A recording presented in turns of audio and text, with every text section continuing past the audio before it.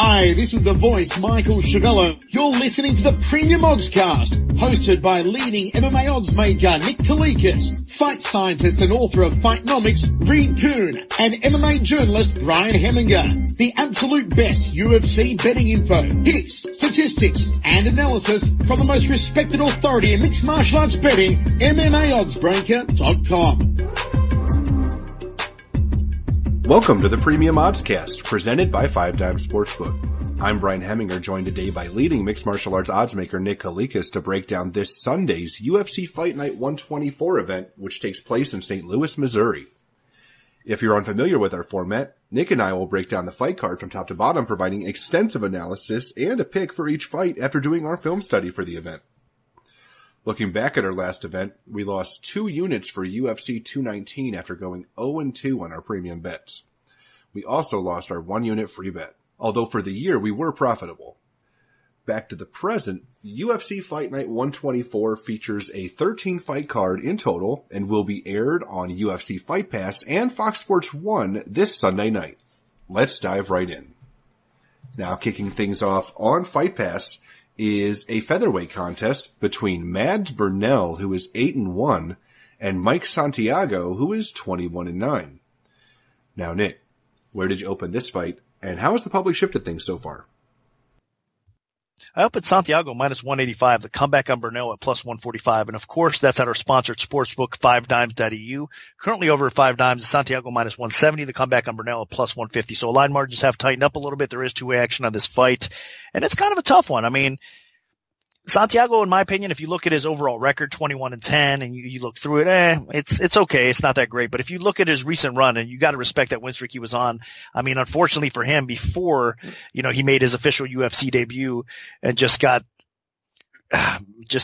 beat up bad. I mean, against, Zabit. I mean, it was Magomed Shapirov is just a beast, man. And he's a future, obviously, contender at 145 pounds. I mean, a future champion possibly in that weight class. So he just ran across a buzzsaw in his official debut. But on Dana White's Contender Series against Cherico, he looked really good. And Santiago, I think that's a little bit more of what Santiago usually looks like. I mean, he's one of these guys that's been around the sport for a long time. He's a very well-rounded fighter. He has a wrestling background, but he has some good striking to go along with it. And he has a pretty good ground game. Now, if you look at his resume again, there's an eyesore there because he has 8 losses by submission. But again, I know he got submitted in his last fight by Zabit, but beyond that, his sub-defense actually has gotten a lot better. Well, he's going to need that to be solid here against Bernal because, in my opinion, that's Bernal's best attribute. It's his ground game. It's the ability to get the fight to the floor. It's the ability to kind of scramble around and look for submissions, especially if he gets around your neck. Bernal is very dangerous. Now the feet, Bernal's okay as well. He's developing a stand-up game. He has some decent boxing to go along with it. And he has some power as well. Now, he made his UFC debut against Prazeres up at 155 pounds. So Bernal is dropping to the featherweight division where he belongs actually for this fight. So I think strength-wise, he's actually going to be okay here. And that's might come into play in this matchup as well, because I think overall Santiago is the better mixed martial artist. But if Bernal can kind of bully Santiago a little bit and try to get the fight to the floor and try to work his ground game, I think he's going to have a little bit of success doing so. So that's the tricky part about this fight. I think, again, Santiago probably utilizes his wrestling skill and keeps his fight upright. And I think he outpoints Bernal to the point where he even might get a stoppage along the way on the feet if he's able to maintain it upright for a while. And I think if not, then it's going to be an interesting fight, and Bernal will have a chance to pull off the upset win. So for me, I think it's an intriguing fight. Bernal is probably going to be a lot better than he looked against his debut against Prazeres, and Santiago is definitely going to look better than he did against Zabit in his last fight. So this is an interesting fight, a pretty good one to start off the card, honestly, and I'm looking forward to it. My pick is going to be Santiago because, again, I just think he's a little bit better overall, and I think he's going to kind of outpoint Bernal to a win here. Both of these guys had very difficult UFC debuts, with Santiago taking on one of the best prospects in the featherweight division in Magomed Sharapov, and Bernal taking on a very physical grappler in Prazeres at lightweight, out of his weight class, basically. So, yeah, Bernal got bullied and Santiago got beat by a clearly superior fighter. So we're going to learn a lot about him when they face each other this time. Personally, I think Bernal is in a decent position. As Nick mentioned, Santiago's had a lot of problems against grapplers in the past. It seems like he'd started to fix them, but, he still had that hole in his game, and Magomed Sharapov was still able to exploit it. Bernal is definitely a ground-based fighter. He has a strong submission game, some good chokes. He can be very aggressive on the canvas from as long as he can get in top position. And that's really what Santiago has to avoid. If Santiago can keep this on the feet, Bernal is a competent striker, but he's not a guy that's going to threaten a finish on the feet. And Santiago definitely does. I mean, he's got some power. He can really pack a punch.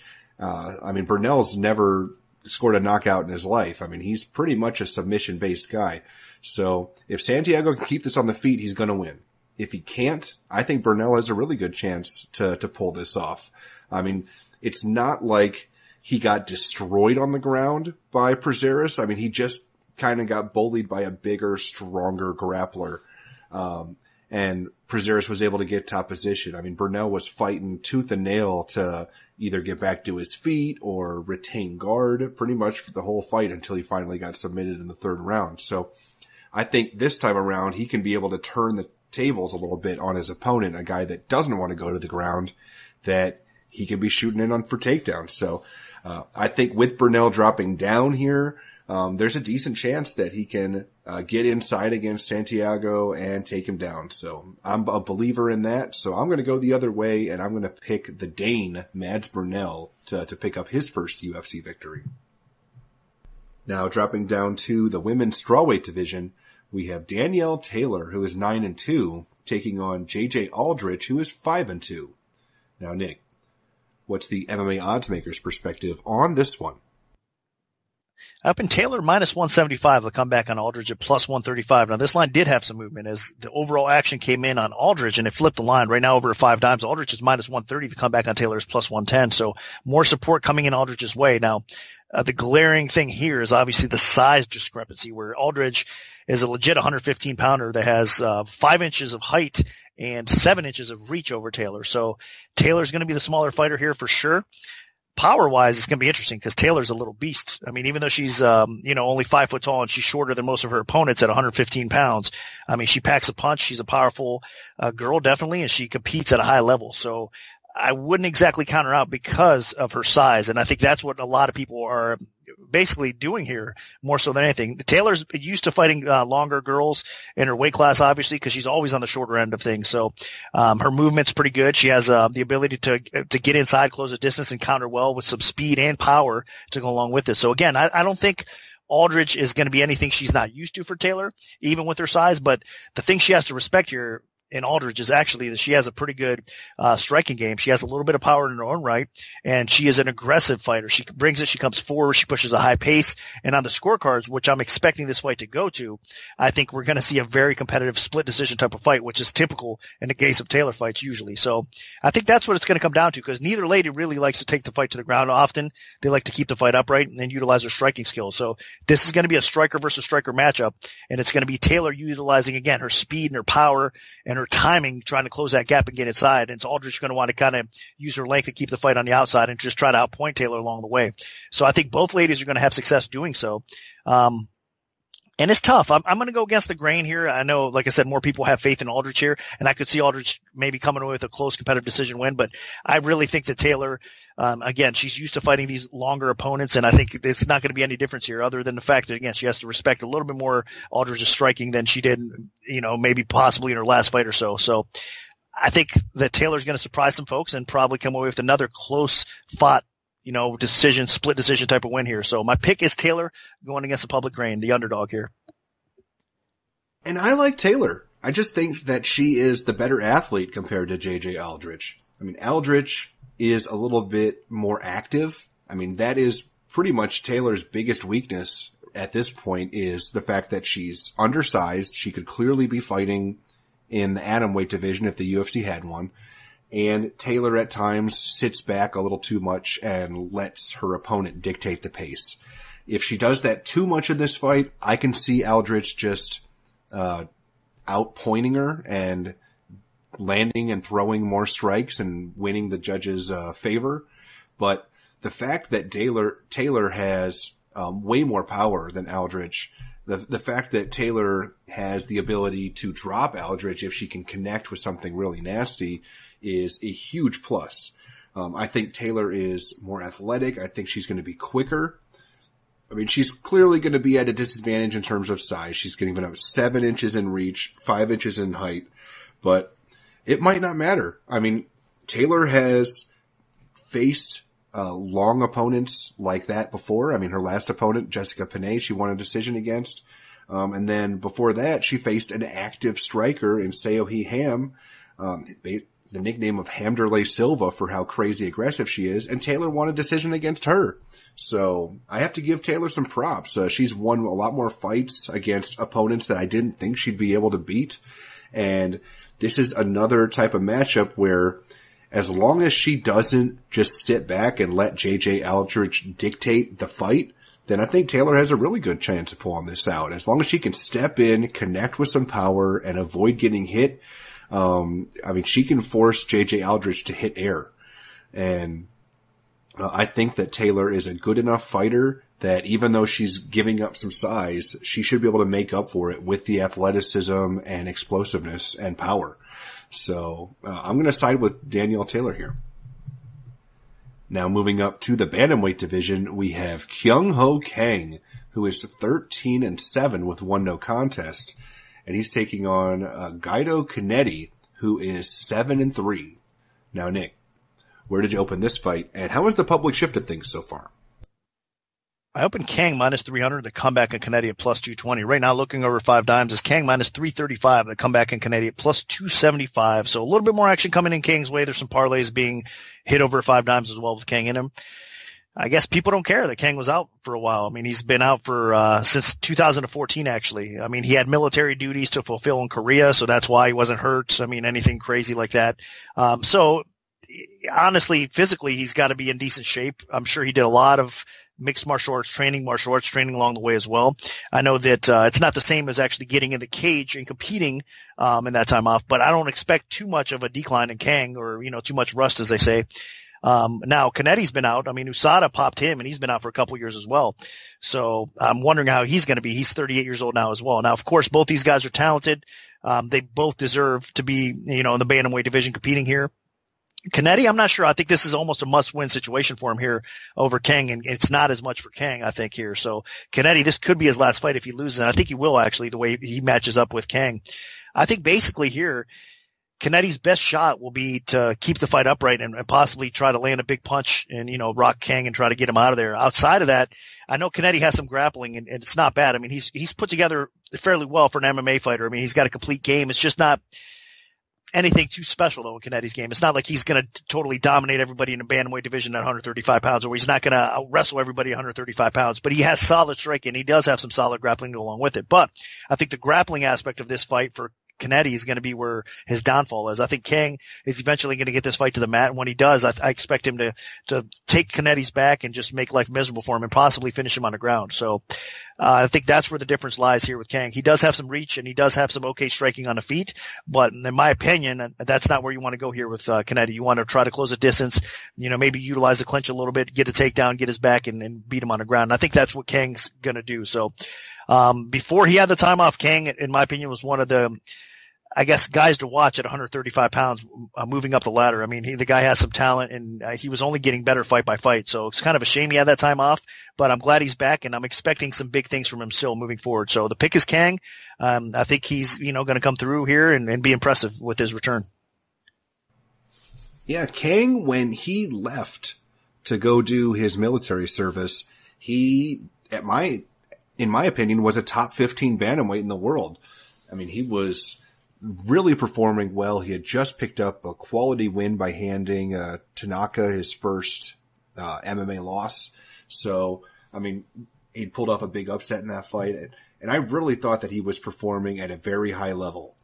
He's a strong grappler, very big and physical for the bantamweight division with competent striking. I mean, if you go back and watch that Kang Tanaka fight, I mean, that is one of my favorite underrated fights ever in terms of ground scrambles. I mean, it was just amazing. So if he can come back and be at that level or even close to that level, I don't think Canetti has a chance. I mean, Canetti is a solid veteran out of Argentina, but I mean, that's about as far as it goes. He's pretty old for the bantamweight division. Doesn't have a very good chin. I mean, he has competent striking, but he's not elite. He has decent wrestling, but he's not elite. I mean, he's pretty much just pretty good at everything, but not great at anything. And especially at 38 years old in the bantamweight division, I mean, this is almost like the picture perfect type of opponent that the UFC wanted to throw against Kang to see where his skills are at. I mean, if Kang is back to the level he was, then he should just slice through Canetti like butter. If he's rusty, you know, Canetti could give him some fits. I think this is solid matchmaking. I think it'll be very interesting to have Kang back. And we've already seen, you know, a fighter come back from Korean military service and perform well with the Korean Zombie, knocking out Bermudez. So I think Kang becomes the second fighter to do that, and I think that he performs very well. I wouldn't be shocked if he picks up a submission victory on Sunday night. So my pick is going to be Kyung-Ho Kang. Now, sticking with the bantamweight division, we have a women's contest between Talita Bernardo, who is 5-2, taking on Irene Aldana, who is 7-4. Now, Nick, what's the MMA oddsmaker's perspective on this one?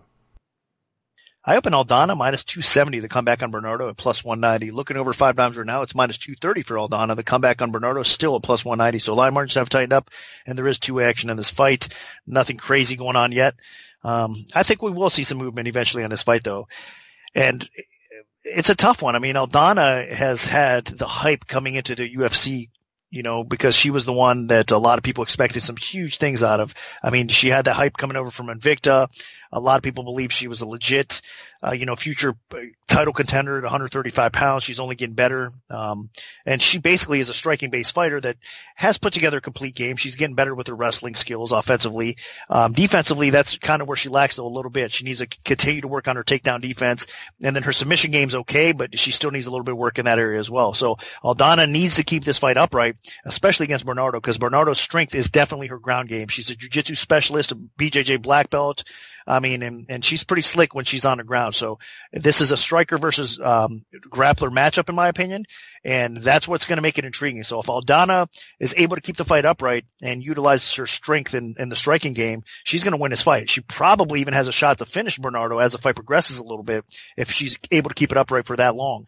But the problem here is Bernardo might need 1 takedown, 2 takedowns, and she can have her way with Aldana on the floor. I mean, Bernardo, if you look at her fight against Renault, I mean, she gassed a little bit. She did take that fight on short notice, and I think a lot of people might not have been too impressed by her, but those takedowns that she got and her ability to shoot in with her timing on that double leg she has, it's a little sneaky, and it basically, I don't want to say unpredictable, but a little surprising. I mean, how quick she gets in on that double leg and how effective her takedowns can be. So Aldana has some decent takedown defense, but it's definitely going to be tested here against Bernardo. I mean, with that timing and her ability to get some trip takedowns as well, I think Bernardo probably will get this fight to the ground. And once she does, she's either going to maintain top position or she's going to start looking for that sub. And if she looks for that sub, I think she eventually gets it. So in my opinion, it's a dog or pass situation. I think the dog does pull off the upset win here, and it's all because of the ground game. Her cardio should be a little bit better, but I do give her some credit. Even though she was tired and exhausted her last fight, she was still fighting. I mean, she didn't give up even, late in that fight. She was still trying to go for takedowns and trying to utilize her game. So I think Bernardo should show up a little bit better here. And although Aldana needs a win desperately, she's been, in some battles in the UFC thus far, and she's been on the wrong end of the stick, but I think she's going to suffer another loss here to the hands of Bernardo. So interesting matchmaking by the UFC here, but I think the grappler is actually going to beat the striker in this matchup. So my pick is Bernardo. And I have to agree. Bernardo, while she's not as well-rounded as other fighters in the women's bantamweight division, what she does have is a strong ground game and one of the better shots in the division.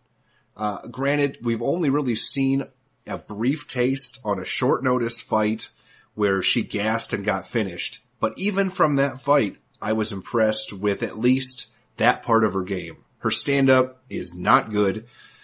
She's slow. She doesn't pack any heat whatsoever in her strikes. There is nothing that she does on the feet that is going to make her opponent be concerned about standing and trading with her, especially somebody like Aldana that, is able to finish people on the feet if she's able to connect solidly. So Bernardo is going to have to be careful during stand-up exchanges. I mean, Aldana is probably a more dangerous striker than Renault. Renault is a more active, and I would say a more conditioned striker, but Aldana can hit a little bit harder. So, Bernardo definitely needs to be cautious in that department, but she just has to bide her time until Aldana leaves an opening because, Bernardo is a strong grappler and has, like I said, a great shot. And if she can duck under a heavy strike, then I think Aldana is going to be in trouble. I mean, if you go back and watch Aldana fight Tanya Evinger, I mean, she just got taken down over and over and over again, and Evinger just beat the hell out of her until they finally stopped the fight. I think Bernardo can do the same thing. She has decent ground and pound and a pretty strong grappling game. So, I think this is a great opportunity for Bernardo to get that grappling going. I expect that she'll be able, especially with a full training camp, that she's going to have conditioning not be as much of an issue this time around. And I expect that she'll be able to at least win 2 out of the 3 rounds by getting takedowns in top position. It's just all about not gassing and not getting lit up too much on the feet while waiting for opportunities to get to the floor, because Aldana is dangerous on the feet. Aldana's gone 0-2 in the UFC so far, but I would say that she looked improved in her last fight against Chukagian, where she lost a split decision compared to, she got soundedly beat by Leslie Smith in her debut. So Aldana still is somebody that you can't sleep on, and if Bernardo thinks she can go out and just trade with her for a little bit, she could be, put to sleep quickly. So I'm picking Bernardo, but that's based on her using her grappling and not gassing. So I'm a little concerned about that because we haven't seen her conditioning, but I do think that Bernardo can pull this off. So she's going to be my pick. Now moving on to the main event of the Facebook prelims, we have Kalindra Faria, who is 18-6-1, taking on Jessica I, who is 11-6 with 1 no contest. And this is in the women's flyweight division. Now, Nick, where did you open this fight, and how has the public shifted things so far? I have an I -125, Faria at -115, and right now looking over 5 dimes, it's I -115, Faria is -105, so line margins have tightened up, and there was a little bit more action coming in earlier on Faria, but now we're seeing some action back on I, so it is about a pick 'em with a slight lean towards I, and I think it's about right. So this is an intriguing fight. I mean, if you look at I, she's lost 4 fights in a row. And unfortunately for her, it's been against great competition. So it's not like she's losing to any bums. I mean, if you look at again, you can say what you want about Betch Gohea, but outside of Betch, I mean, McMahon lost, Pena lost, Tate lost, and Jessica was competitive in most of those fights. So I think she's better than most people actually give her credit for, and that losing streak's a little bit unfair for her. And I'm glad the UFC kept her around because she is definitely better than that. And actually at 125 pounds where she belongs, I think she's going to actually have a chance to kind of rejuvenate her career and prove, to everybody out there that she is one of the elite fighters at 125 pounds, because before she came into the UFC, she was one of the world's best at 125 pounds. So it's good to see the UFC bring in the flyweight weight class for these ladies, and we're going to see some good fights along the way, I think. I mean, Faria is another one, I think, that at 125 pounds is going to do well. I think she's, unfortunately for her in her debut, she just got beat, and it was the ground game that got her beat, honestly, more than anything else. So she got overwhelmed, I think, on the ground. I is obviously not that type of fighter. She's not going to be consistently looking for takedowns, although I wouldn't be surprised if I takes her down a time or two, because I think her coaching and her game plan is going to be pretty smart. And so I would expect some, I guess, different looks from Jessica I, but really this is a striker versus striker matchup. Both these ladies like to bang. Both these ladies, have a little bit of power in their punches as well, and they're pretty accurate with their striking in most cases. And I think we're going to see a firefight on the feet, and we'll see some takedowns being, thrown back and forth, because Faria is another lady that likes to get the fight to the ground from time to time. And once she's on top, she has some pretty good ground and pound, and she could do some damage. So I think she'll be able to keep it upright. And if she does, Jessica I will be able to outpoint Faria on her way to a decision win. Now, it should be competitive. And one problem I have with Jessica I is at times she doesn't put her foot on the gas enough. I mean, she has to stay active. She has to stay busy. I mean, that's what let Betchko back in that fight. It was a controversial split decision loss for Jessica in her last fight, but I think if she would have put on her foot on the gas or kept it on the gas a little bit more, she probably would have won that fight clear on the judges' scorecard. So it's been some tough luck for Ai lately, but I think she, bounces back here in her rightful weight class, and she has an impressive performance. So Jessica Ai is my pick in what should be a pretty exciting competitive fight.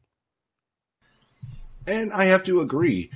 Jessica Ai is a flawed fighter, but I think she was more of a flawed fighter in the bantamweight division. At flyweight, I mean, she was dominant. I mean, and she had victories over some very quality competition. So I think now that she is back where she belongs in the women's flyweight division, I think that she can make some things happen. I mean, you go back and watch, she had quality victories over, Zoila Frosto, Karina Dam, and then gets to the UFC and beats Sarah Kaufman in her debut. And that, I did think she won that fight. And then also had a quality win over Leslie Smith. So she's clearly, been having trouble dealing with some of the bigger, stronger fighters in the bantamweight division since, but I think this can rejuvenate her dropping down to the flyweight division. My one concern is that she has seemed a bit chinny on the, in terms of absorbing strikes, and that was at bantamweight. And then by cutting more weight, that could be amplified. So if she gets into extended stand-up exchanges with Faria and she eats some big shots, she could get in trouble. That being said, I think Ai has put in some time to focus on other parts of her game. I think her ground game is actually not that bad. I know that her ground game got exposed against the likes of Miesha Tate, and Alexis Davis had some good things happen in that fight. Sarah McMahon clearly got a bunch of takedowns, and even Juliana Pena at times. But I mean, there were also times where Jessica Ai had a top position against Juliana Pena. If she can kind of revert back and bring back some of that part of her game, I think that Faria is potentially able to be exposed on the canvas. I mean, she clearly got dominated in her UFC debut, Faria did, on the ground. And I think Jessica Ai is capable of out-grappling her as well. I mean, I'm not that impressed with Faria's ground game. She's not that big of a flyweight. She's lost to a lot of strawweights, a lot of current UFC strawweights. So I think I can win it on the ground. I think I can win it on the feet, but by hanging around on the feet a lot, she could be playing with fire, just with the chin, with the tendency to be inactive. I don't know if she'll be inspired by dropping down to the flyweight division or not, but I think if she can mix it up, she's going to be in good shape, because that's when Jessica Ai was at her best. Yeah, she has been more of a striker than a grappler throughout her career, but I mean, the big victories of her career were like when she took on Frosto in Bellator and picked up an arm triangle choke, a standing arm triangle choke after rocking her on the feet. So I think I can bring back the fire a little bit, and I think that she can turn it around a little bit in the flyweight division. So I'm going to pick Jessica Ai. Now moving on to the preliminary card on Fox Sports 1, we have a welterweight contest between Thiago Alves, who is 26-11, and Zach Cummings, who is 21-5. Now, Nick, what's the MMA oddsmaker's perspective on this one? Up in Cummings minus 180, the comeback on Alves at plus 140. And right now, looking over 5 dimes, it is currently Cummings minus 210. The comeback on Alves is at plus 175. So a little bit more action coming Cummings' way. I think we're all thinking along the same lines. I mean, I know Alves, was able to bounce back and get a win upon his return to welterweight, which was good to see, because, Alves has been one of the best welterweights, I mean, historically in the UFC. And when he was in his prime, especially making that run towards title shots against GSP or whatnot, he was the man. Outside of the top, 2 or 3 guys in the division, Alves was right there. So he's been at the highest level for the longest time. So it's hard to see guys like that drop off. But unfortunately for Alves, again, even despite, his recent win over Cote, he has had a decline. And I mean, he's 34 years old, but in MMA years, he's way beyond that. Now, Cummings, on the other hand, he's 33 years old. He's been around the sport for a long time as well, but not yet. He's not quite as battle tested or has worn out, I think, MMA wise as Alves is as far as the longevity of his career. I think he's younger MMA years, if that makes any sense, than Alves would be, even though they're close to the same age. So I think Cummings is a little bit fresher than Alves. And I think overall Cummings has made more improvements to his game as his career progressed. I mean, he's been pretty impressive. I mean, even his striking, he's more well known, Cummings is, for his grappling ability, for getting the fight to the floor, for submission game. He has underrated wrestling, but his striking is actually to the point where he can outstrike a lot of these welterweights right now on the feet as well. So Cummings is a very complete fighter. I think if this fight stays upright, it'll be a competitive battle back and forth. Obviously, Alves' striking is his best attribute, so Alves will hang in there, I'm sure. But I just trust Cummings' chin and his toughness and his durability a little bit more, even on the feet. But I think Cummings is smart enough where if he gets the opportunity to get Alves' back or take him down or any type of scrambling situation on the ground, he will take advantage of that. And Alves is not the easiest guy to take down, but of course, we have seen that be his kryptonite in the past, and I think Cummings is smart enough and slick enough to possibly be able to do that as well. So, in my opinion, it's Cummings' fight to win or lose. Unfortunately for Alves, I just think, again, he's kind of past that point that he's not going to show, his best days are definitely behind him. And I think that Cummings is going to still climb that ladder a little bit and show us what he's got. So this is going to be a big win for Cummings, over a solid, respectable vet like Alves. And I think he's going to be impressive in doing so. So my pick is Cummings to win, possibly by finish, but I'll give Alves the benefit of the doubt. I think it probably is a hard fought decision win for Cummings. I completely agree. I mean, Thiago Alves' best days are behind him. I mean, yeah, at one point, this guy was one of the most feared strikers in the world, but that was a long time ago. He's not that same fighter anymore. And personally, I just don't think that he's at that same level where he can get the job done against the best people in the world. So Thiago Alves 2018 is just a shell of the fighter, in my opinion, of Thiago Alves that fought GSP at UFC 100. So, yeah, Thiago Alves picked up a win over Cote in his last fight, but you gotta remember, Patrick Cote has been around forever too. So I think at this point, Alves in this fight is taking on somebody that still could improve, Cummings is still a guy that has not peaked, in my opinion, in terms of his career, while Alves clearly has. So I just think this is a bad matchup for Alves. I mean, Cummings is a very big, physical, strong, welterweight.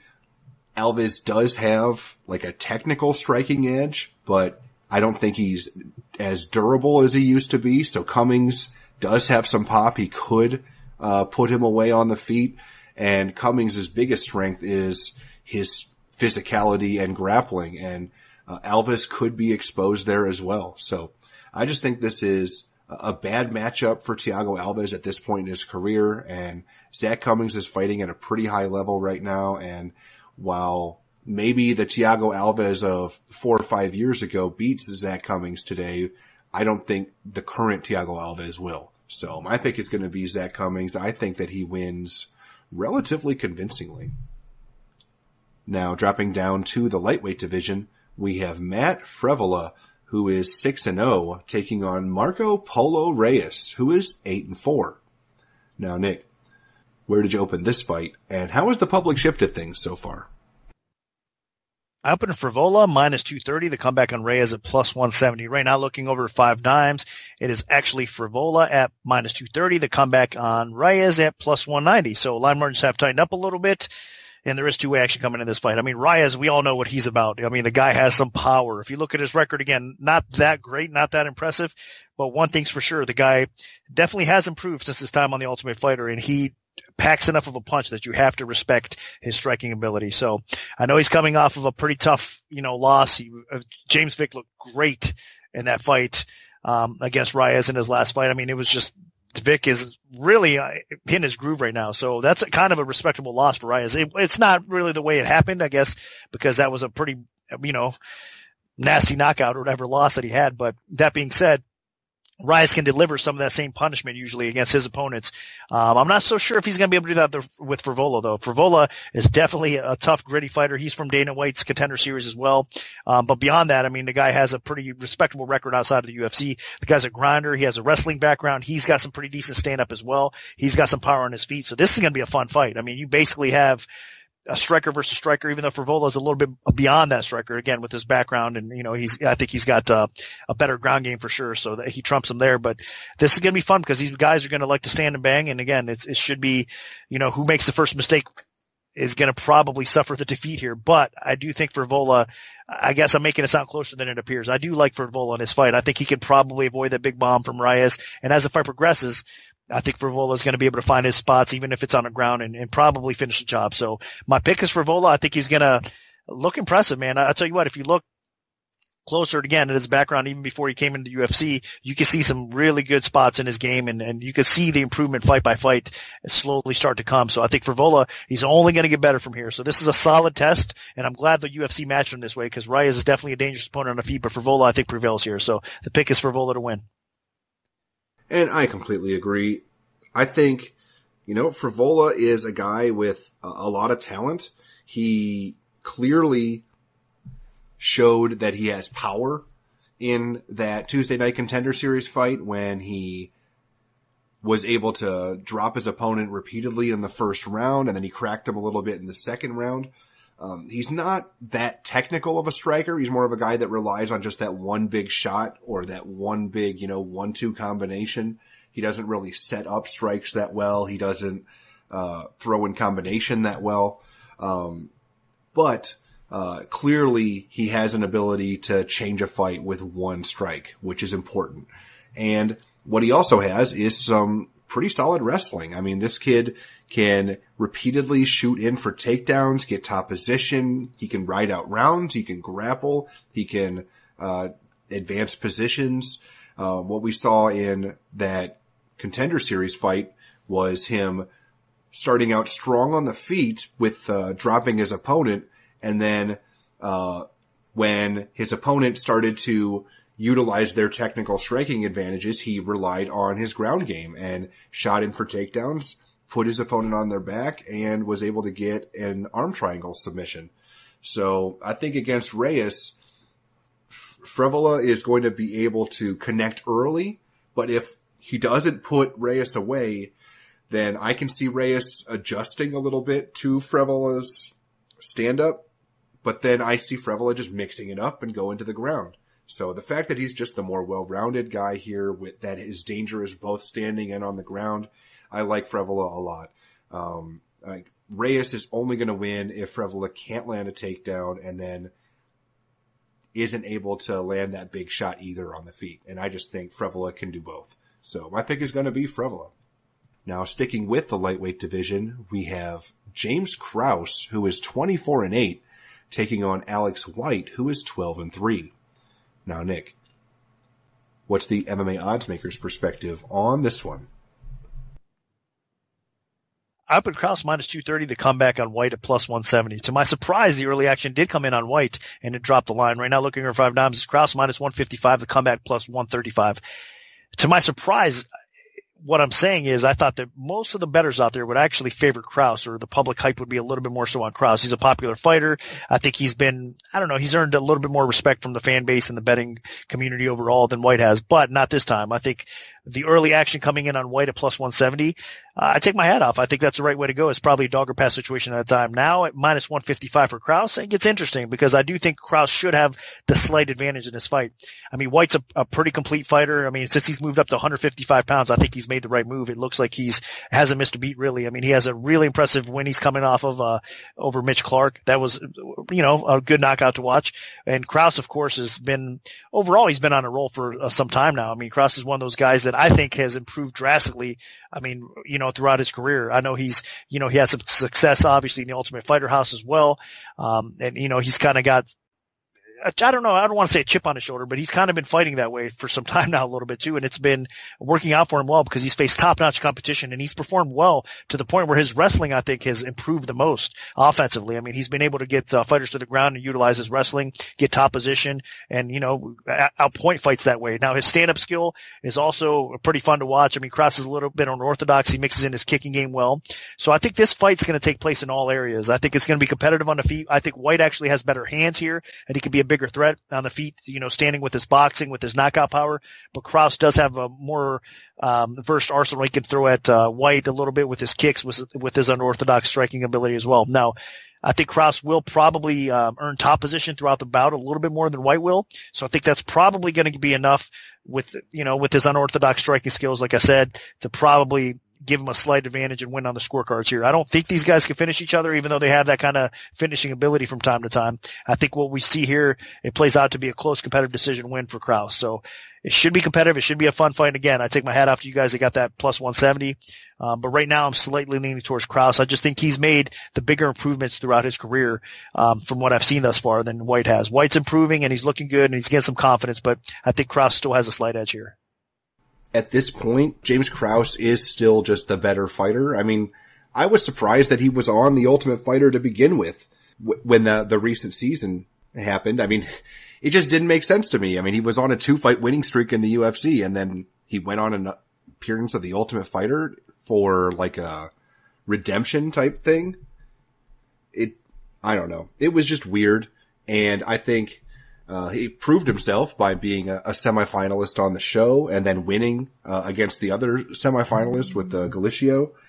I thought Krause is just a solid overall guy, and he's well-rounded. I mean, he has decent striking and an above-average ground game. So he's the type of fighter that I really believe in. And against Alex White, White is more of a prototypical pressure boxer. I mean, he wants to move forward. He wants to get in your face. He wants to throw some strikes.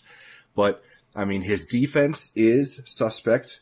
And personally, I think he does have some issues as well with technical strikers. And I think James Krause, if he can use a good jab, then White could really take some damage. You saw that in White's loss to Tony Martin, where, he clearly was not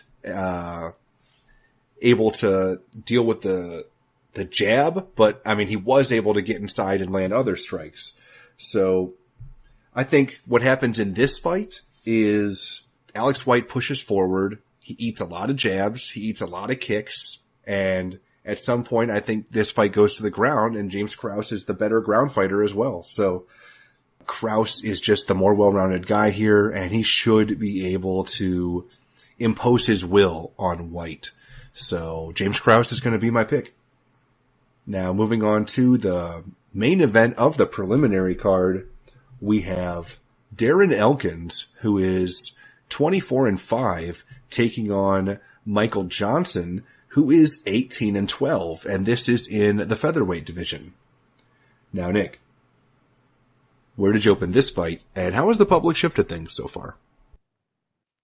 I opened Johnson minus 165, the comeback on Elkins at plus 125. Right now, looking over 5 dimes, it is currently Johnson at minus 150, the comeback on Elkins at plus 130. So line margins have tightened up again. 2 action is coming in this fight. Early action went a little bit more towards Johnson. Now we're starting to see some action back on Elkins.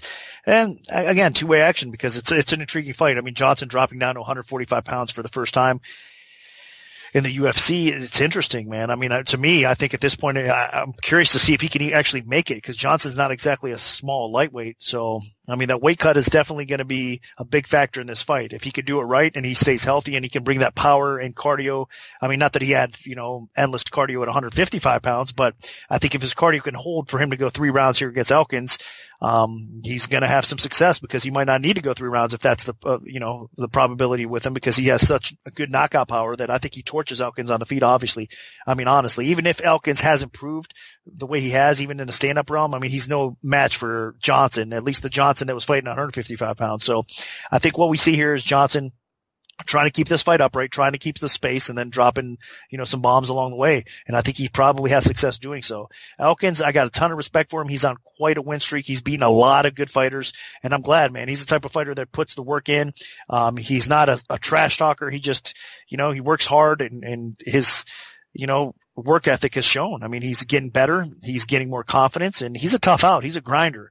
So I wouldn't be surprised at all if Elkins is able to, come away with a win here and just grinds Johnson out the way he does a lot of other people, or even possibly finishes Johnson on the ground along the way. Because Elkins has shown that kind of improvement. But I mean, my head says that Johnson probably will handle that weight cut pretty good. And if he does, and he can keep this fight upright, he should be able to do what he does best, and that's probably finish Elkins on the feet, or at least outpoint him enough to, earn a clear type of decision win over him. So I'm going to pick Johnson. I'm going to give him the benefit of the doubt for the weight cut. And I think if he does look good and, he can make that cut properly, he will have some success at 145 pounds. So looking forward to seeing how this plays out, but my pick is going to be Johnson. And I'm going to come in the other way. I mean, Michael Johnson, yeah, he is a talented lightweight with extremely high quality wins. I mean, there is no doubt about that. Absolutely none.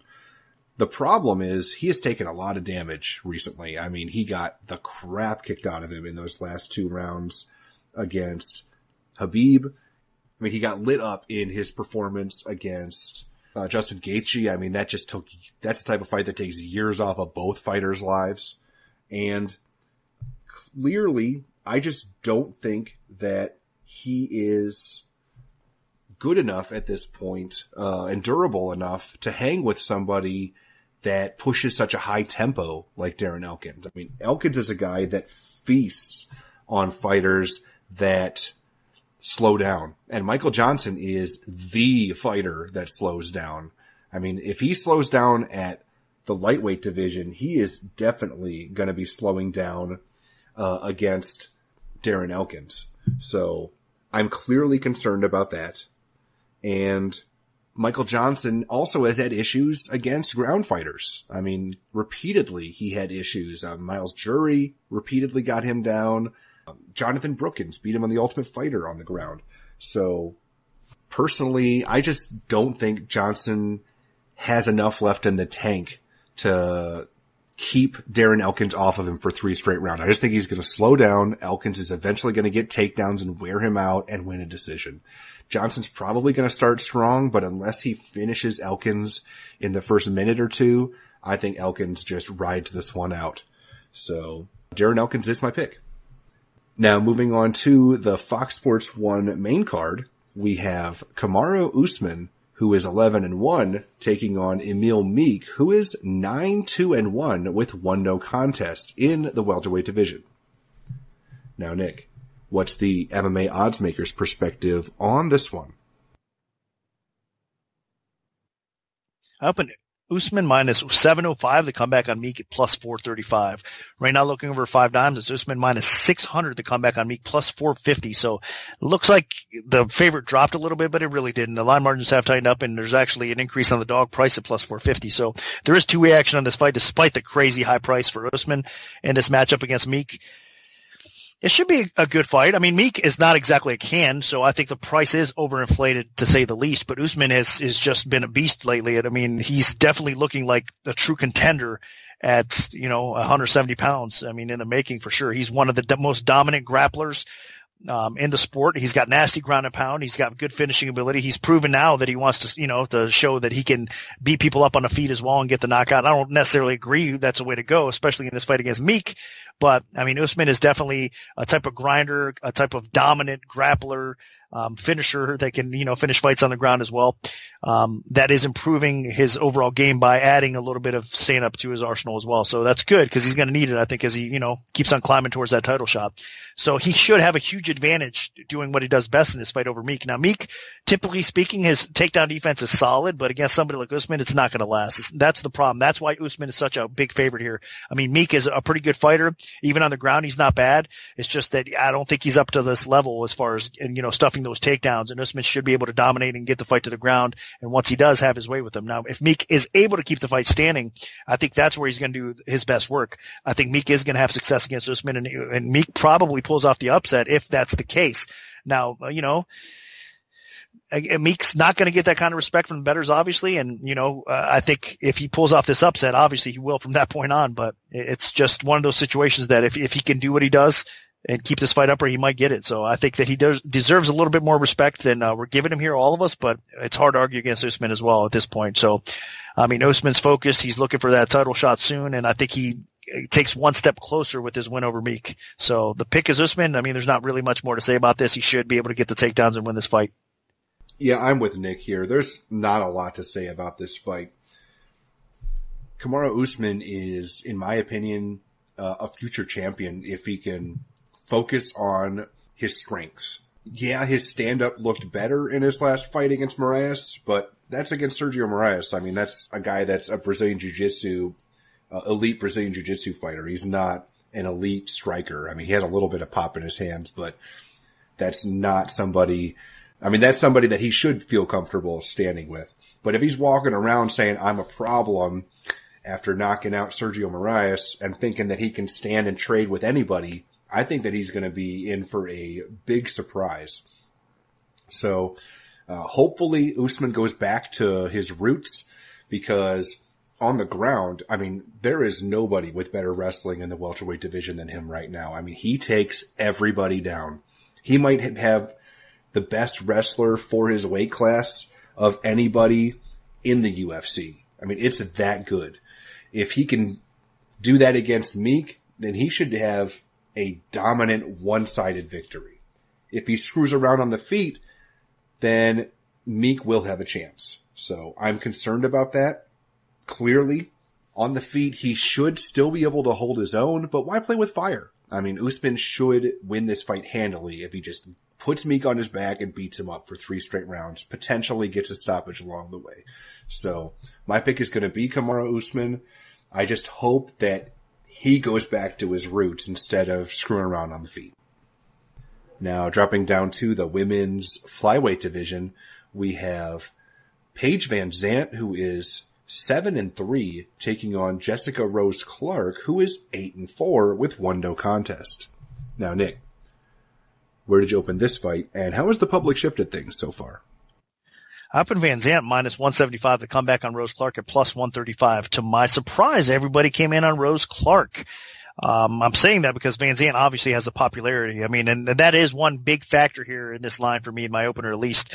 People like to bet VanZant. There's no doubt about that. But I think the bettors out there are wise, and they understand, matchups are matchups. Take the hype out the window. So I think the early action came in on Clark. It was fair. Again, it's another spot where I think the early action was okay and not bad, because I think this is going to be a very competitive fight. Of course, VanZant moving up from 115 pounds to make her official UFC flyweight debut. So that's going to be interesting. And Rose Clark, of course, I think she's a very, solid flyweight in her own right. She's a strong girl, and I think that's going to be interesting here as well. So can VanZant deal with, the toughness and the pressure and the power that Clark can bring to the table? I think Clark on the feet has the edge over VanZant. I think VanZant, might be a little bit faster, but I think Clark could be a little bit more effective, more powerful on the feet as well. I think what it's going to come down to is which lady can get top position on the ground as well. VanZant might have the overall grappling edge. I think she's a little bit slicker with her jiu-jitsu game. She's a little bit slicker in her transitions and her reversals. I think Clark has a little bit better top control, and she could deliver a little bit more punishment on the ground with her ground and pound as well. So, and I do think both are capable of getting top position at a certain point throughout the fight. So if it hits the ground and it plays out on the ground long enough, I think VanZant's going to come away with a win. If Clark is able to keep the fight upright and is able to utilize her striking more so, or get some takedowns along the way, I think she's going to win. So to me, this is a pick'em type of fight. And right now, I don't even know if I kind of mentioned the line, but it's Clark minus 125. The comeback on VanZant is plus 105. So another case where the line did flip. And so it's currently with Clark as a slight favorite. And I actually agree with that a little bit. Again, I thought the public would actually take VanZant's line up a little bit higher. So that's not the case here. I do respect the early action, as I said, coming in on Clark. And I think if she's able to keep the fight upright, she wins. So this is interesting. And I'm surprised actually that the UFC matched this fight, because I thought VanZant might get maybe a higher, more respectable named opponent. Not that Clark isn't worthy of this fight, because I think she could win it, obviously. But I think a win over Clark for VanZant doesn't do that much. but it will do a lot for Clark getting a win over VanZant. So it's kind of a win-win situation for Clark in this spot. And I'm going to side her with her slightly to get the win here. I do think it's going to be competitive. It might be a possible split decision type of fight, but I want to see what VanZant brings to the table at 125 pounds, and I know what Rose Clark's about, so I'm going to go with her. Yeah, Rose Clark, I wasn't that impressed by her in her UFC debut against Rawlings. I mean, that's somebody that VanZant knocked out on the feet, and, she was able to win a decision, but it wasn't that great of a decision, so this time around against VanZant, I mean, clearly Rose Clark wants to stand and trade, and VanZant, I'm not sure what she wants to do. I mean, she's had her most success in the UFC by just pushing an extremely high tempo and wearing her opponents out. But against, Jessica Rose Clark, maybe she won't be able to do that. She might not be able to bully her around because, now they're in the flyweight division. They're 10 pounds heavier. So that is something to consider. I will say that Paige VanZant did say that she was having issues with, the weight cuts. She was really taking a big toll on her body, and maybe this is going to be kind of a fresh start for her. But the one problem that she's always had in her career is she's not the most technical fighter. She's had issues throughout her career. Just whenever she faced somebody that was a better striker, she got outstruck for the most part. When she faced a better grappler, she gets out grappled. So if she's going to be fighting Jessica Rose Clark and she turns this into a stand-up contest, I don't think she wins it. I think, she just clearly gets outstruck.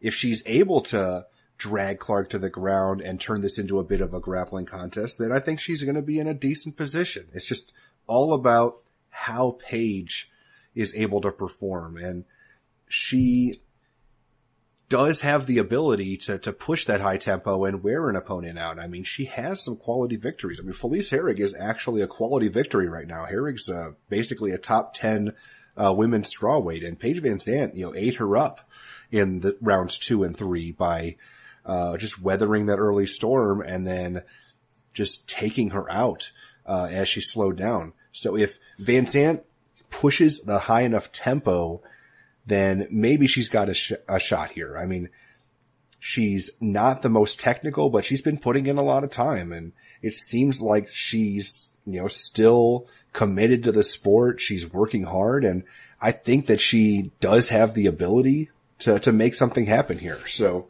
my pick's going to be Paige VanZant. Now, I'm not crazy confident about it, especially just because technically she's not that sound, but she is capable and she is determined. And I think if she can use that kind of Energizer Bunny strategy against Clark, she might be able to wear her down and win a decision. So I am sticking with Paige. Now moving on to the co-main event of the evening, we have Uriah Hall, who is 14-8, taking on Vitor Belfort, who is 26-13 with 1 no contest. Now, Nick, what's the MMA oddsmaker's perspective on this one? Up at Hall minus 245, the comeback on Belfort at plus 175. Right now looking over 5 dimes. It's Hall minus 300. The comeback on Belfort is at plus 250. So a little bit more action coming in recently towards Hall. Tough one, man, because, obviously Hall has been a bit chinny as of late as well. I mean, he's not exactly a young buck at age 33, and inside his UFC career, he's faced some really good competition, and, he suffered some tough losses recently, like I said. So Belfort still packs a little bit of a punch. I know he's not the same Belfort that was in his prime and pre-USADA and all that stuff we want to say, but still, Belfort is definitely one of those guys that's an experienced striker, and early on he's going to be a threat to most. He did bounce back and get a win over Marquardt. So it's not like he's exactly totally done, but the fact is, we were talking about Alves possibly on the decline. Well, Belfort at age 40 and, throughout his long MMA career, he's definitely on the decline. He's not the fighter he was. So this is a great opportunity for Hall to come in here and get a knockout win over, a legendary fighter like Belfort, or even possibly if Belfort somehow survives to see the scorecards. Hall, I would expect to get some takedowns along the way if that's the case and it drags out a little bit, and win the fight that way as well. So Hall has more options to win this fight. I do not trust his chin at minus 300 though, even with an aging and declining Belfort. But again, I think the Hall probably does, well enough to get the W here and probably knocks Belfort out first before he gets clipped or whatnot. So, I mean, that's what logic says. That's what probably should happen. So I'm going to go with it. I'm not going to get too much more detail. It's a striker versus striker matchup, and we all know both these guys, what they can bring to the table. So the pick is Hall. I think he does defeat an aging and declining Belfort. Vitor did end his losing skid in his last fight against Nate Marquardt, who's now retired. But yeah, I completely agree with you. Uriah Hall is the more athletic, more dynamic, more dangerous striker. I mean, Vitor's still explosive. He can still blitz like no other fighter pretty much, but that's about it. I mean, when he slows down his game and paces himself, I mean, he's just a guy at that point. He's not that dangerous anymore. So, I mean, he's only dangerous when he's capable of just being that lightning in a bottle type of person. So I think when Hall and Belfort are in there, unless Belfort just goes for it and tries to take Hall out in the first minute, I don't see how Vitor Belfort is going to win this fight. Uriah Hall has the better kicking game. He's got 5 inches in reach on him. He's quicker. The only thing that Belfort really has going for him is the fact that Hall doesn't have that great of a chin.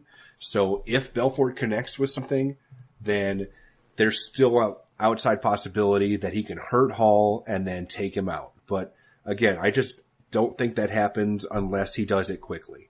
So my pick is going to be Uriah Hall. I think he wins by knockout late in the first round once before Vitor Belfort starts to slow down a little bit.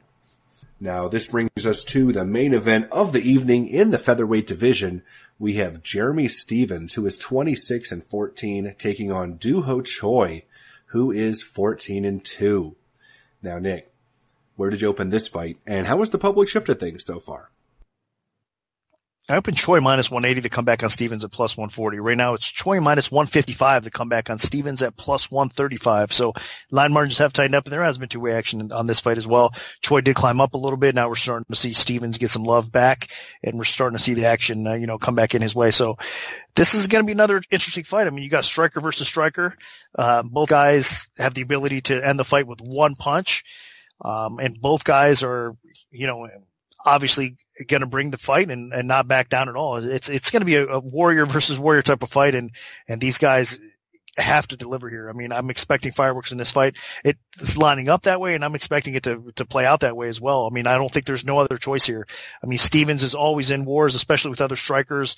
I mean, you know what he brings to the table. I mean, if you watch the Cub Swanson fight that Choi was in, what else can you say about that? That was one of the best fights we've ever seen really play out. So, I don't think that this fight's going to live up to that, but I think we're going to see a pretty exciting fight play out as well. And I think what you're going to see here is Choi be a little bit faster, be a little bit more effective. I mean, Stephens overall is definitely a dangerous striker. He honestly has the bigger power punch. There's no doubt about that. Or the kick. I mean, Stephens is capable of knocking you out with his legs as well.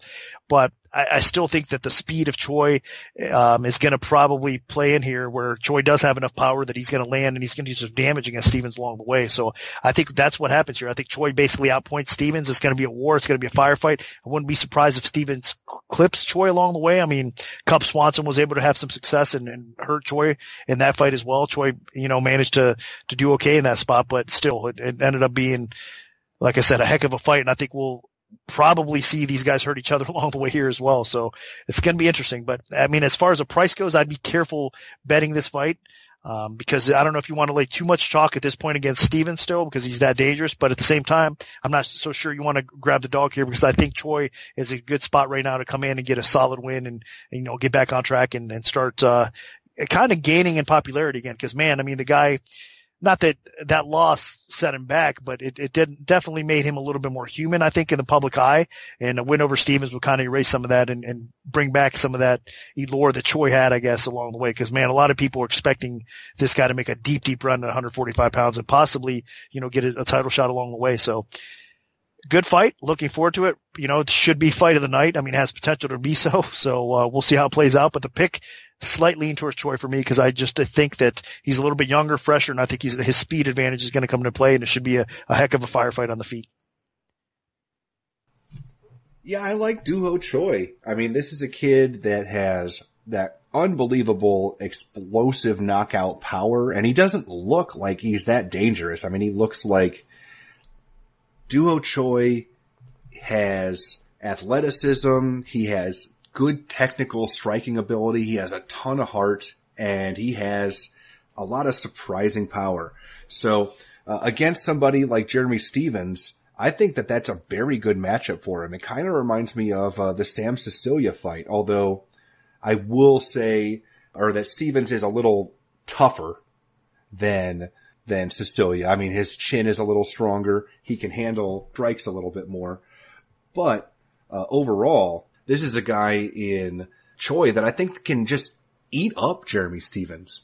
I mean, Stephens has power, and we saw that a good striker with power in Cub Swanson can really punish Choi, but I think Swanson was able to make that work because he was so technical with his striking as well. And then he was able to rely more on his technique as the fight wore on, as they were both getting exhausted. And Jeremy Stephens, while he's dangerous and does have a lot of power, he's not that technical. He's never been, a technician on the feet.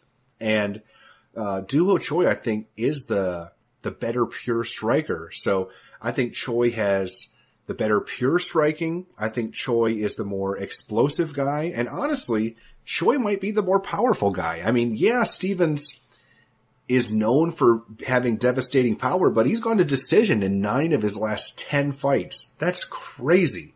So, I mean, yeah, the power's there, but I think when you rely on it too much, people are able to avoid it. And I think Choi will be able to avoid it. And I think that he'll be able to pick up on any openings Stephens makes.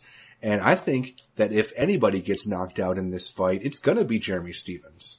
I know that Stephens doesn't have a lot of knockout losses on his record, but I mean, Eve Edwards landed a picture-perfect shot out of nowhere and got him back in the day. And I think Duho Choi is capable of doing that as well. So my pick is going to be Duho Choi, and I think that he wins possibly by knockout at some point. My only concern is if Choi slows down, if this turns into type of a slobber knocker brawl like the Swanson fight, and then maybe Stephens can take over there. But I think that this is Choi's fight to lose as long as it stays standing and he stays technical. So that'll do it for our full event breakdown for UFC Fight Night 124. Our premium bets for the event will be released this Saturday following the weigh-in, so stay tuned for that if you're an MMAOddsBreaker premium member. If we have a free play to give out, make sure to follow at MMAOB on Twitter because that's where we'll post them first. We can also notify you of our free bets via email alert if you prefer that method. Just send an email to picks@MMAOddsBreaker.com and we'll add you to our free bet mailing list.